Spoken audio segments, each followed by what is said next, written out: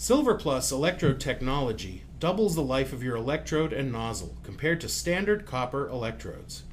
Today I'm going to talk about the different kinds of silver electrodes available for sale in the market and show you why Hypertherm SilverPlus delivers the best performance to your cutting operation. There are numerous ways to make a silver copper electrode. Let's look at some of the more common methods. As the name Pressfit suggests, a silver slug is pressed into a copper blank under high pressure. This is a relatively low-cost manufacturing process, but the resulting electrode typically suffers from large gaps between the silver and copper, significantly reducing the electrical and thermal properties of the electrode. Generally, press-fit electrodes have poor consistency and will have a life approximately half of a Hypertherm SilverPlus electrode. Brazing is a common method for manufacturing silver-copper electrodes. There are multiple methods of brazing, but in essence, they're all quite similar. A filler metal is melted and distributed between two close-fitting parts by capillary action. This is done in a protective atmosphere to minimize oxidation. It then flows over the base metal and is cooled to join the workpieces together. In some cases, external forces are applied to the workpieces to strengthen the bond. Generally, a brazed silver-copper electrode has fairly good performance. However, voids can form in the bonding area, which will interfere with both electrical and thermal conductivity, resulting in inconsistent performance. In plasma cutting, alignment of consumables is critical.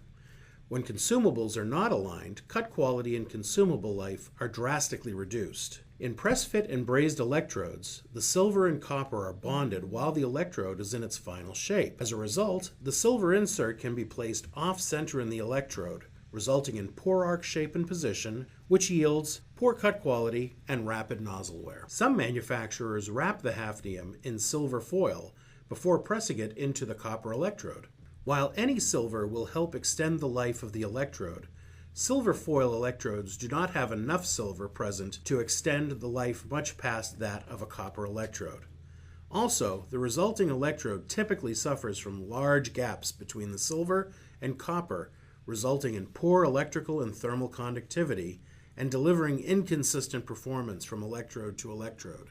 Hypertherm has patented and uses a process known as friction welding to assure the highest performance and consistency of any silver-copper electrode on the market. To friction weld, a silver piece is held stationary and the copper blank is turned at over 20,000 RPMs. Using high pressure, the copper blank is pushed into the silver piece. The friction softens the copper and silver, forming a void-free, solid-state weld joint with properties similar to forging, resulting in longer electrode life. Because friction welding occurs prior to electrode machining, the hafnium is always perfectly centered in the electrode, which delivers high-quality cutting and consistency from electrode to electrode. Hypertherm SilverPlus electrodes not only deliver twice the life of standard copper electrodes, they also will offer consistency and reliability to your cutting process that copies cannot achieve.